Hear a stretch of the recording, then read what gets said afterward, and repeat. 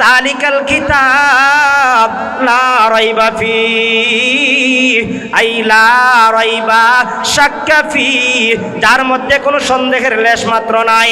ওই কোরআনের মধ্যে আল্লাহ তাআলা বলেন হুয়াল্লাযী খালাকাকুম মিন তুরাব সুম্মা মিন নুতফা সুম্মা মিন আলাকা সুম্মা ইউখরিজুকুম তিফলা সুম্মা লিতাবলুগু আশুদ্দাকুম সুম্মা লিতাকুনু শুয়ুখা। জোরে জোরে আওয়াজ দিয়া বলুন আল্লাহু আকবার। তিনি তো তোমাদের রব, যিনি তোমাকে আমাকে সর্বপ্রথম মাটি থেকে সৃষ্টি করেছেন।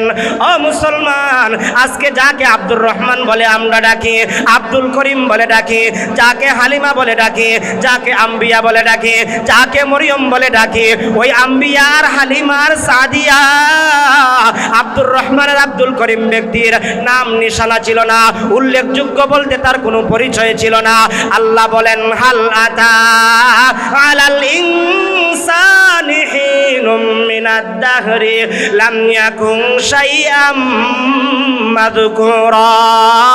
মানুষের মধ্যে এমন একটা সময় অতিবাহিত হয়ে গেছে, পিছনে চলে গেছে, যার উল্লেখযোগ্য বলতে কোনো কিছুই ছিল না। উল্লেখযোগ্য বলতে যার কোনো কিছু ছিল না, তার অস্তিত্ব দিলেন কে? আর একটু জোরে বলুন কে? আমার এই আয়াতের মধ্যে আল্লাহ বলেন হুয়াল্লাযী খালাকাকুম মিন তুরাব, তিনি তোমাদের রব, যিনি তোমাকে সর্বপ্রথম মাটি থেকে সৃষ্টি করেছেন। উল্লেখযোগ্য বলতো যার কোনো কিছুই ছিল না, ওই ব্যক্তিকে আমার আল্লাহ তাআলা সর্বপ্রথম মাটি থেকে সৃষ্টি করেছেন। সংক্ষিপ্ত কথা, মাটির পরে শুক্রবিন্দুতে রূপান্তরিত করাইলেন। শুক্রবিন্দুতে রূপান্তরিত করানোর পরে আমার আল্লাহ তাআলা বলেন এরকম ভাবে জমাট রক্ত গোশতের আকারে ধারণ করাইলেন। গোশতের আকারে ধারণ করানোর পর আমার আল্লাহ তাআলা আপনার মায়ের পেটের ভিতরে, আমার মায়ের পেটের ভিতরে আমার আল্লাহ তাআলা আমার হাতের জায়গায় হাতটা ফিটিং করেছেন, আপনার পায়ের জায়গায় পাটা ফিটিং করেছেন, চৌকের জায়গায় চৌকটা ফিটিং করেছেন, পায়ের জায়গায় পাটা ফিটিং করেছেন। যেখানে যেই অঙ্গটা লাগানো দরকার ওই জায়গায় আমার আল্লাহ ওই গোশতের আকার থেকে আল্লাহ তাআলা 10 মাস 10 দিন লাগাইয়া আমার আপনার মায়ের পেটের ভিতরে আমাকে আপনাকে পুরাটা বডি দিয়ে আল্লাহ তাআলা ফিটিং করলেন। আমার আল্লাহ তাআলা বলেন ফিটিং করার পর আমি আল্লাহ তাআলা তোমাকে তোমার মায়ের পেটের ভিতরে রেখে দেই নাই, আমি আল্লাহ তাআলা সেই কথাটাও কোরআনুল কারীমের মধ্যে জানাইয়া দিলাম ওয়াল্লাহু আখরাজাকুম মিন বুতুনি উম্মাহাতিকুম লা তা'লামুনা শাইআ। আল্লাহ বলেন তোমাকে তোমার মায়ের পেট থেকে আমি আল্লাহ তাআলা বের করেছি। যখন বের করেছিলাম রে বান্দা, তখন সময় তোর দেখার মতন শক্তি ছিল না, শ্রবণ করার মতন কোনো শক্তি ছিল না, ভালো মন্দ বোঝার মতন কোনো শক্তি ছিল না। আজকে যারা বাবা হয়েছেন, যাদের সন্তান আছে, আপনার সন্তানরা যখন ছোট ছিল জায়গায় প্রস্রাব করে দিয়া নিজের প্রস্রাব নিজের সন্তান হাতায় আছে না নাই? আমল সে বনতি হে ये जन्नत भी जहन्नम, अमल से बनती है ये जन्नत भी जहन्नम। ए खाके फितरत में न नारी है न नूरी, ए खाके फितरत में न नारी है न नूरी। इखलास की अमाल ये जन्नत की हमरा, इखलास की अमाल ये जन्नत की हमरा।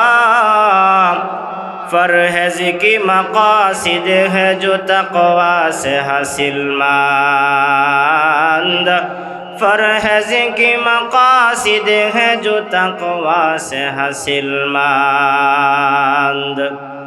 बिग़ैर जो अमाल हो इखलास व तक़वा, बर्बाद तेरे जिंदगी आए होश नज़रमंद, बर्बाद तेरे जिंदगी आए होश नज़रमंद। আল্লাহু আকবার শব্দের ভিতরে পাওয়ার আছে না নাই? আর একটু জোরে বলেন, আছে না নাই? 1847 খ্রিস্টাব্দে ইংরেজ বিরিয়ারা কোরআনকে দুনিয়া থেকে বিদায় করার জন্য কোরআনের ভিতরে আল্লাহু আকবার শব্দ, আল্লাহ পাকের নাম আছে না নাই? আর একটু জোরে আওয়াজ দিয়া বলুন, আছে না নাই? 1847 খ্রিস্টাব্দে ইংরেজ বিরিয়ারা কোরআনকে বিতাড়িত করার জন্যে, কোরআনের মাদ্রাসাকে ধ্বংস করার জন্যে, কোরআনকে দুনিয়া থেকে ধূলিসাৎ করার জন্যে এক কপি আর দুই কপি নয়, 3.5 লক্ষ কোরআনের কপিকে তারা জ্বালিয়ে দিয়েছিল, ছাই করে দিয়েছিল। তাদেরকে জিজ্ঞাসা করা হয়েছিল, তোমরা কেন কোরআনের কপি জ্বালিয়ে দাও? তারা বলেছিল, কোরআনের মিশন বন্ধ করতে চাই, কোরআনের আলো বন্ধ করতে চাই। এক আলেম ডাক দিয়া বলেছিল, কোরআনের কপি জ্বালাইতে পারবা, কোরআনের লাইব্রেরি জ্বালাইতে পারবা, কোরআনের মাদ্রাসা জ্বালাইতে পারবা, যেই কোরআন আমার আল্লাহ নাজিল করেছে সেই কোরআনকে ধ্বংস করতে পারবা না। জোরে বলুন ঠিক কিনা? আর একটু জোরে আওয়াজ দিয়া বলুন ঠিক কিনা? বলে কেন পারবা না জানো? কোরআন নাজিল করেছেন কে? আর একটু জোরে বলুন কে? তাওরাত কিতাব আল্লাহ নাজিল করেছেন, সংরক্ষণ আল্লাহ করবেন সেই গ্যারান্টি আল্লাহ দেন নাই। জবুর কিতাব আল্লাহ নাজিল করেছেন, সংরক্ষণ করবেন, হেফাজত করবেন সেই গ্যারান্টি আল্লাহ দেন নাই।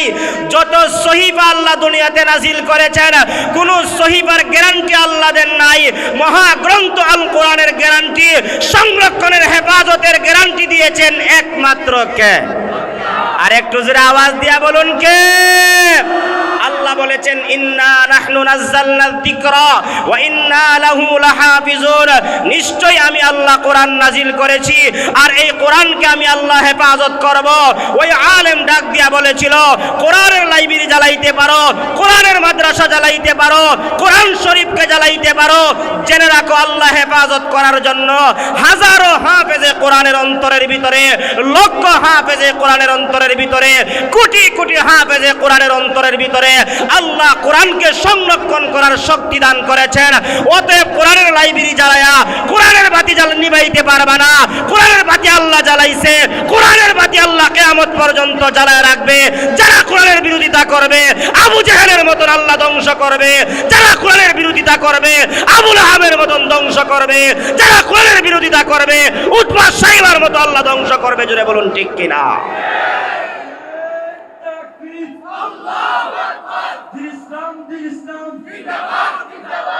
আমরা কোন নবীর উম্মত?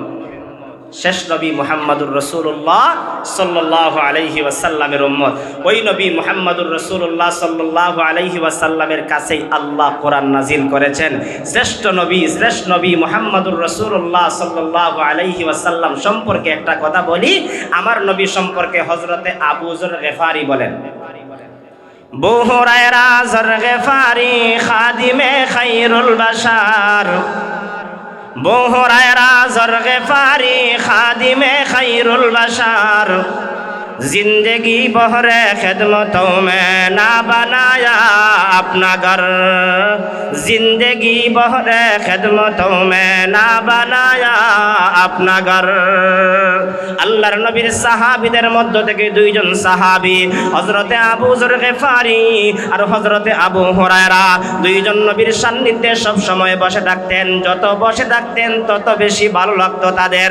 হযরতে আবু যর গিফারি বলেন, একদিন আমি নবীজি সাল্লাল্লাহু আলাইহি ওয়াসাল্লামের দরবারে বসা আমি দেখতে পাইলাম রহমতে আলম নবী মুহাম্মদ সাল্লাল্লাহু আলাইহি ওয়াসাল্লামের হাত মুবারকের মধ্যে 7টা পাথর। কয়টা? আরেকটু জোরে বলেন। 7টা পাথরের তো কঙ্কর আমি দেখতে পাইলাম।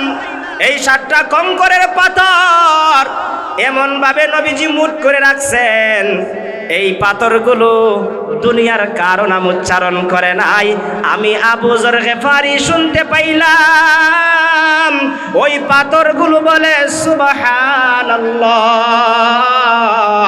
সুবহানাল্লাহ সুবহানাল্লাহ। এই আওয়াজগুলো আমি আবু যর গিফারি নিজ কান দ্বারা শুনতে পাইলাম। আপনারাও আওয়াজ দিয়া বলুন সুবহানাল্লাহ। হযরতে আবু যর বলেন, এর কিছুক্ষণ পরে আমি দেখতে পাইলাম আমাদের এই মজলিসের মধ্যে হযরতে আবু বকর চলে আসলেন। এর কিছুক্ষণ পরে দেখতে পাইলাম হযরতে উমর চলে আসলেন।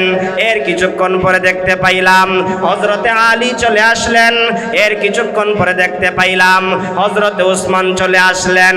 আমি দেখতে পাইলাম হযরতে বিশ্বনবী মুহাম্মদুর রাসূলুল্লাহ সাল্লাল্লাহু আলাইহি ওয়াসাল্লাম সেই পাথরের 7টা কঙ্কর হযরতে আবু বকরের হাতের মধ্যে দিলেন। আবু বকরের হাতের মধ্যে দেওয়ার সঙ্গে সঙ্গে ওই পাথরগুলো পূর্বের ন্যায় বলে সুবহানাল্লাহ সুবহানাল্লাহ সুবহানাল্লাহ, পবিত্রতা ঘোষণা করে পাথর একমাত্র কার? আর একটু জোরে আওয়াজ দিয়া বলুন কার? ও কালেঙ্গা এলাকার যুবক, আজকে তোমার জবান থেকে সুবহানাল্লাহর আওয়াজটা বের হয় না। ও কালেঙ্গার মুরব্বী বাবা, গলায় ব্যথা হবে সেই জন্য সুবহানাল্লাহর আওয়াজটা বের হয় না। রহমতে আলম নবীর দরবারে যদি একটা পাথর আল্লাহ পাকের পূত পবিত্রতার কথা বর্ণনা করতে পারে, আমরা মানুষ হইয়া পাথরের চাইতেও বেশি আল্লাহর প্রশংসা করা দরকার আছে না নাই? হযরতে আবু যর গিফারি বলেন, আমি দেখলাম আবু বকরের হাতের মধ্যে কঙ্করগুলো আল্লাহ পাকের নাম উচ্চারণ করে সুবহানাল্লাহ সুবহানাল্লাহ বলতে থাকে। এরপরে দেখতে পাইলাম আবু বকর জমিনের মধ্যে কঙ্করগুলো পাথরগুলো রেখে দিলেন। আমার নবীজি সাল্লাল্লাহু আলাইহি ওয়াসাল্লাম উমরের হাতের মধ্যে দিলেন। উমরের হাতের মধ্যে দেওয়ার পর উমরের হাতের মধ্যে যাওয়ার পরে পূর্বের ন্যায় আবার বলে সুবহানাল্লাহ সুবহানাল্লাহ সুবহানাল্লাহ সুবহানাল্লাহ। হযরতে আবু যর বলেন, হাতের মধ্যে দিলেই সুবহানাল্লাহ বলে, মাটিতে রাইখা দিলেই আবার জবান বন্ধ হয়ে যায়। একের পর এক দিতে দিতে হযরতে আলীর হাতের মধ্যে দিলেন, সুবহানাল্লাহর আওয়াজ শোনা যায়। হযরতে উসমানের হাতের মধ্যে দিলেন, সুবহানাল্লাহর আওয়াজ শোনা যায়। আমি আবু যরের অন্তরের ভিতরে একটা আশা, যদি আমার নবী আমার হাতের মধ্যে দিতেন আমিও শুনতে পাইতাম, আমার মনটাও আনন্দিত হইতো। শেষ পর্যায়ে আমি দেখতে পাইলাম আমি আবু যরের হাতের মধ্যে দিলেন। আমি আবু যর যখন 7টা কঙ্কর হাতের মধ্যে নিলাম, নেওয়ার সঙ্গে সঙ্গে পূর্বের ন্যায় ওই পাথরগুলো আল্লাহ পাকের তাসবিহ পড়ে। জোরে জোরে আওয়াজ দিয়া বলুন সুবহানাল্লাহ। তাহলে সুবহানাল্লাহ যখন বলার প্রয়োজন আমরা বলবো তো ইনশাআল্লাহ। পাক যেন তৌফিক দান করেন, আমিন। সূরাতুল হামিম সেজদার 30 নং আয়াতের শুরুতে আল্লাহ 2টা গুণ অর্জন করার কথা বলেছেন। 2টা গুণ অর্জন করলে পুরস্কার দিবেন আল্লাহ পাক 5টা। 1 নম্বরের গুণ কি অর্জন করতে হবে? আল্লাহ রাব্বুল আলামিন বলেন, ইন্নাল্লাযীনা ক্বালু রাব্বুনাল্লাহ, নিশ্চয়ই যারা বলবে আল্লাহ আমাদের রব। এবার কালেঙ্গার একটা যুবক বৃদ্ধ বাবা জবানটা বন্ধ রাখবেন না, বলুন তো দেখি আমাদের রব একমাত্র কে? আরেকটু জোরে আওয়াজ দিয়া বলুন কে? আল্লাহ বলেন সূরাতুল হামিম সেজদার 30 নং আয়াতের শুরুতে বলেন, যারা বলবে আল্লাহ আমাদের রব, এটা হলো 1 নম্বরের গুণ। 2 নম্বরের গুণটা হলো সুম্মাস্তাকামু, রব যে বলবে ওই কথার উপর যে ব্যক্তি ইস্তেকামত থাকবে, অটল অবিচল যারা থাকবে, অনর যারা থাকবে, আল্লাহ পাক তাদেরকে 5টা পুরস্কার দান করে দিবেন। জোরে আওয়াজ দিয়া বলুন সুবহানাল্লাহ। তাহলে গুণ অর্জন করতে হবে আমাদের কয়টা? 2টা। 1 নম্বরে আল্লাহকে রব বলে স্বীকার করতে হবে। রব শব্দটা কোরআনুল কারীমের বিভিন্ন জায়গায় আল্লাহ উল্লেখ করেছেন। আমরা সূরাতুল ফাতিহা প্রত্যেক নামাজে পড়ি কি পড়ি না? আলহামদুলিল্লাহি রাব্বিল আলামিন, এই আয়াতের মধ্যে রব শব্দটা আছে না নাই? জোরে বলতে হবে, আছে না নাই? আমরা সূরা ফাতিহা শেষ করার পরে সূরা মিলাইলাম, সূরা মিলানোর পরে আমরা রুকুতে গেলাম, রুকুতে গিয়ে একটা তাসবিহ পড়ি, সুবহানা রাব্বিয়াল আযীম, সুবহানা রাব্বিয়াল আযীম। এই তাসবিহ শব্দের ভিতরে রব আছে না নাই? জোরে বলেন। তাসবিহ শেষ করলাম, সামি আল্লাহু লিমান হামিদা, রব্বানা লাকাল হামদ, আল্লাহু আকবার বলে সিজদায় গেলাম, সিজদায় গিয়ে আরেকটা তাসবিহ পড়ি, সুবহানা রাব্বিয়াল আ'লা, সুবহানা রাব্বিয়াল আ'লা। 5 বার 7 বার আমরা পড়ি। এই তাসবিহ শব্দের ভিতরে রব আছে না নাই? আরেকটু জোরে বলেন, আছে না নাই? এরকম ভাবে একটা মানুষ নামাজ পড়তে আরম্ভ করলো, নামাজের শুরু থেকে রব শব্দটা যেমন আরম্ভ হলো, নামাজ শেষ করার পরে ওই বান্দা যখন দোয়া করবে, দোয়ার মধ্যে একজন মানুষ সব প্রয়োজনের কথা বলে, এক পর্যায়ে দরদি মায়ের কথা বলে দোয়া করে, দরদি বাবার কথা স্মরণ করে দোয়া করে। এরকম ভাবে দোয়া করে মানুষ, আছে না নাই? আরেকটু জোরে বলুন, আছে না নাই? একটা মানুষ কোরআন তেলাওয়াত করতে পারে, সেও সেই দোয়াটা পারে। একজন মানুষ কোরআন তেলাওয়াত করতে পারে না, সেও পারে। আমার সঙ্গে সবাই বলুন, রাব্বির হামহুমা কামা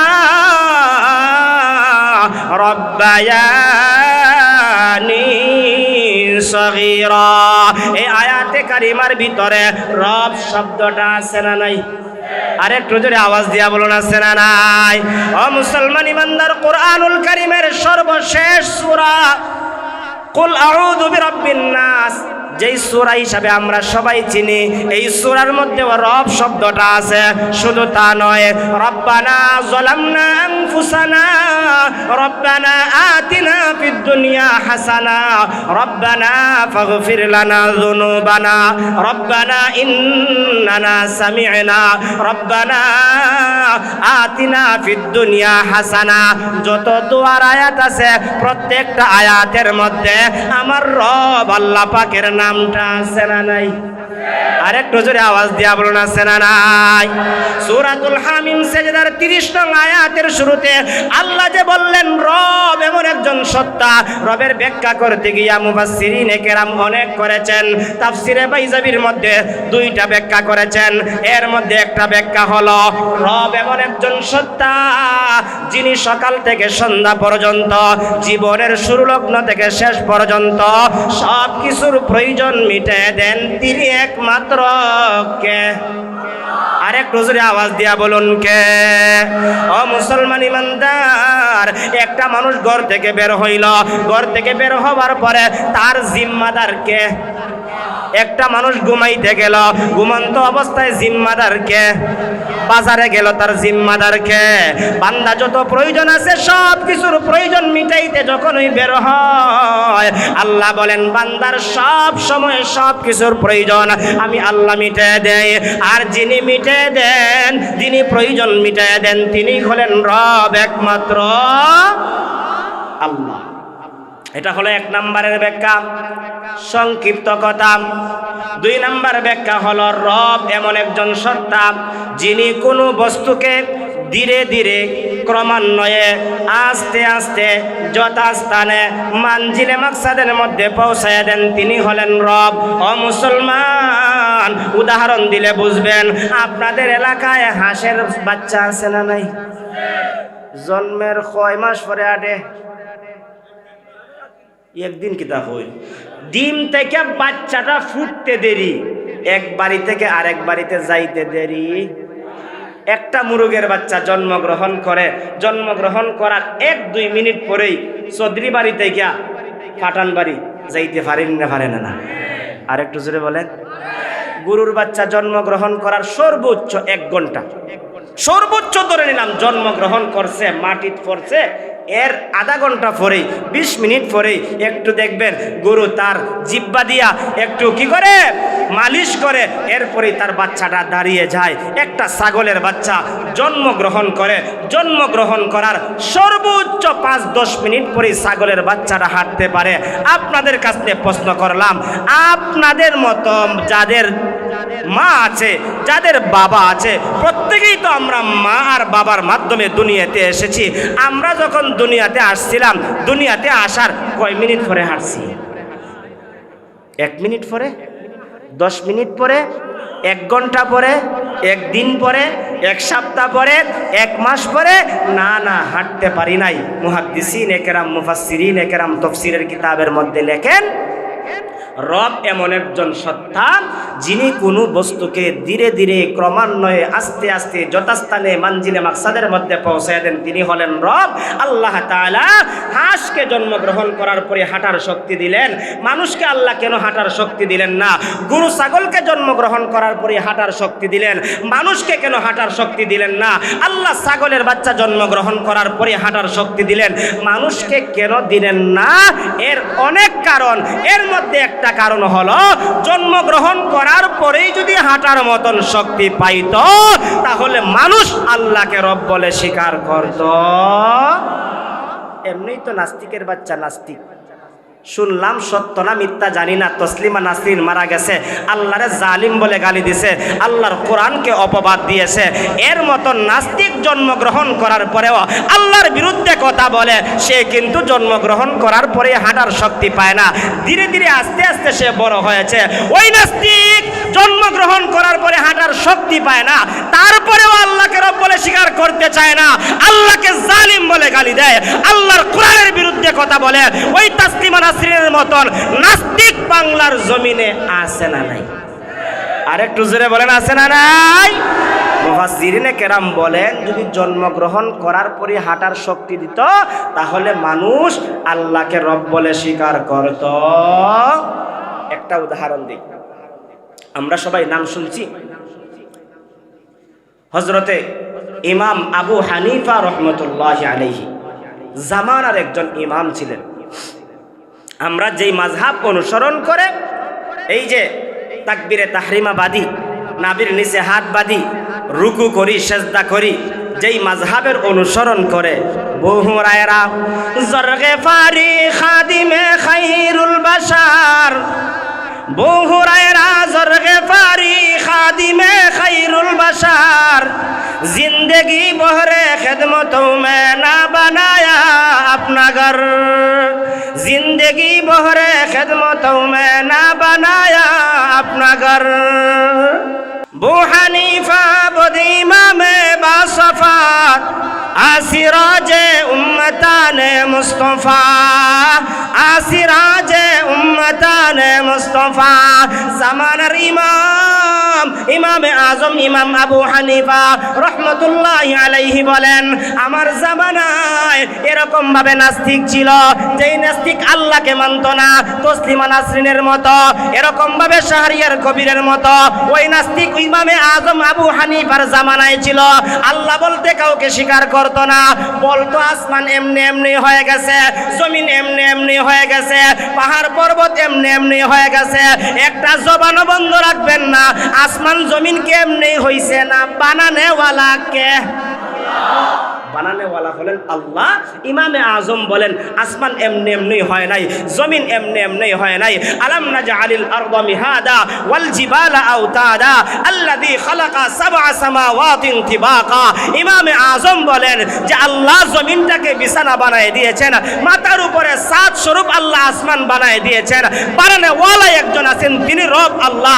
যতই বুঝান নাস্তিক বুঝতে রাজি। আমাদের সমাজেও এমন কিছু মানুষ আছে, যতই বোঝানো হয় আল্লাহ সম্পর্কে, দিন সম্পর্কে, কোরআন সম্পর্কে, একদল আছে মানতে রাজি। এমন মানুষ আছে নি? 4 পাওয়ালা না 2 পাওয়ালা?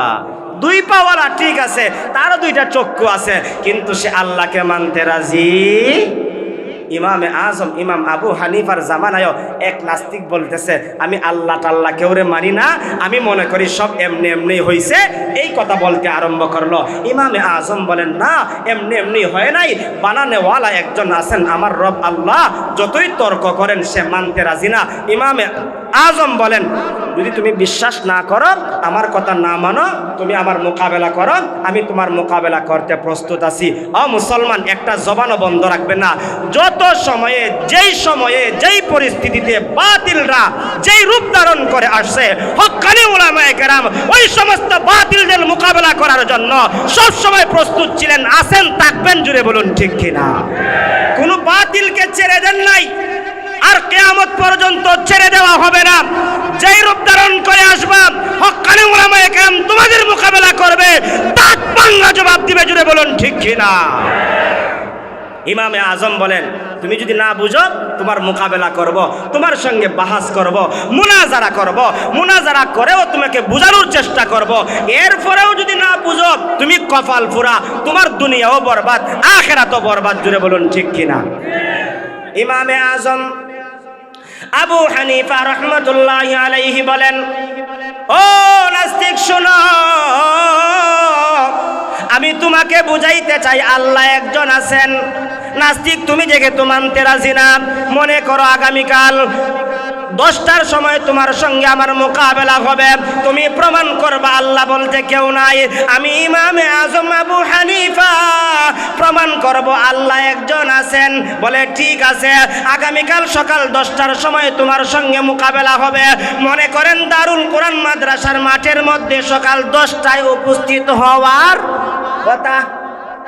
এরকম মিটিং হয়নি না? হয় না?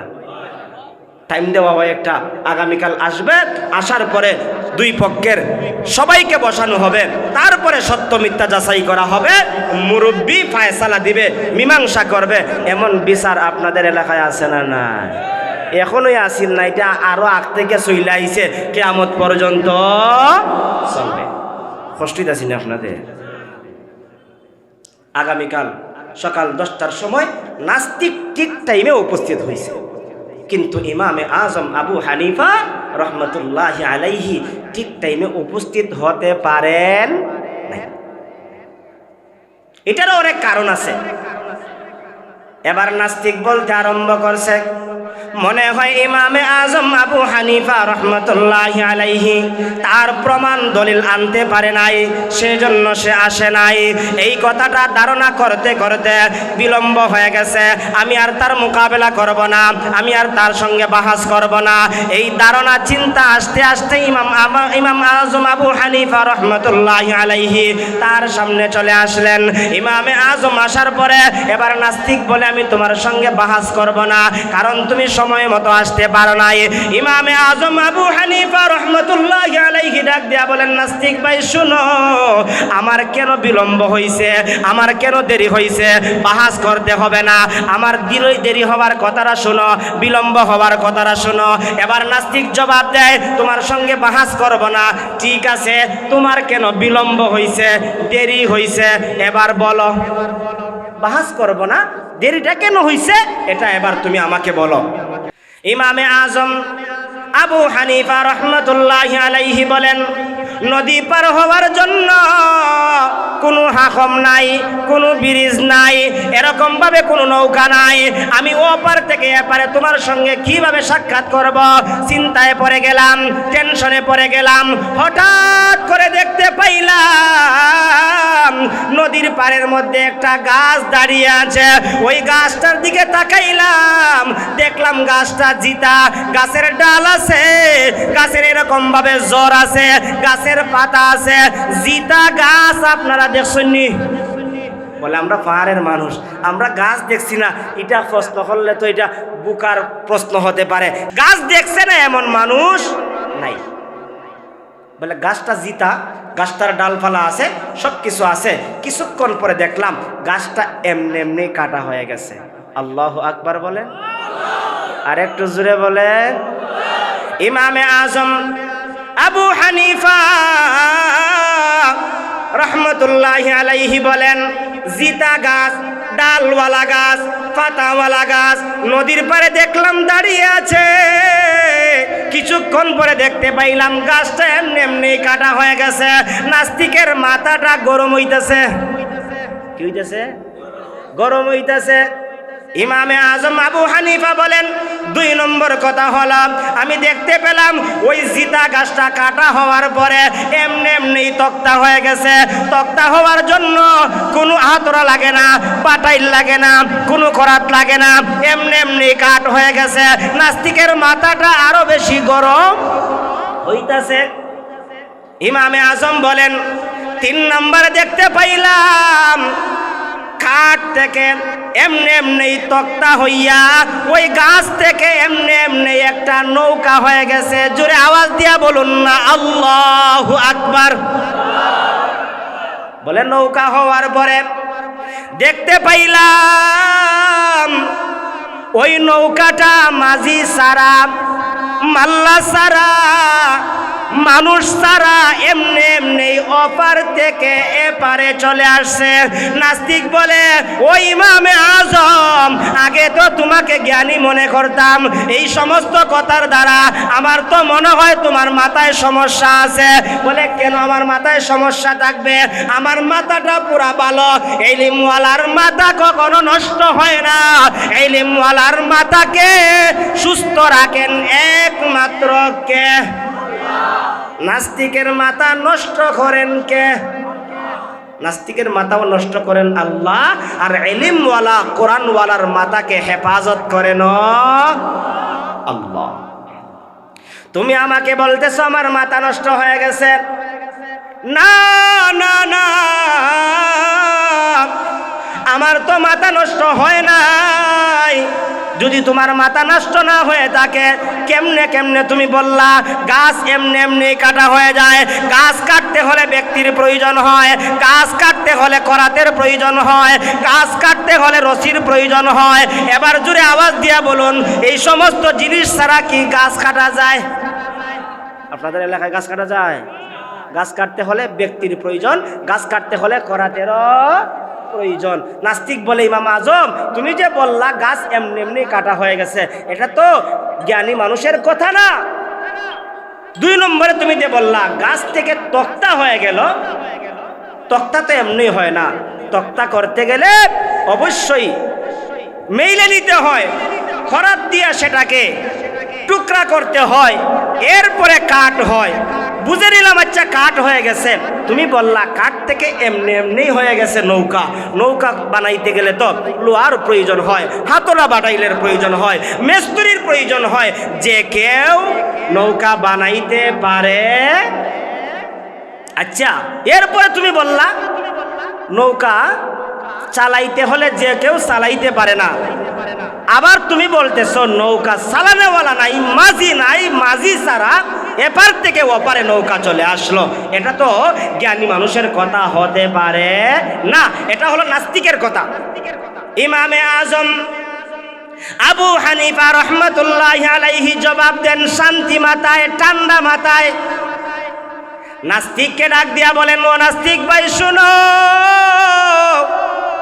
একটা গাছ যদি এমনি এমনি কাটা না হতে পারে, একটা গাছ থেকে তক্তা যদি এমনি এমনি না হতে পারে,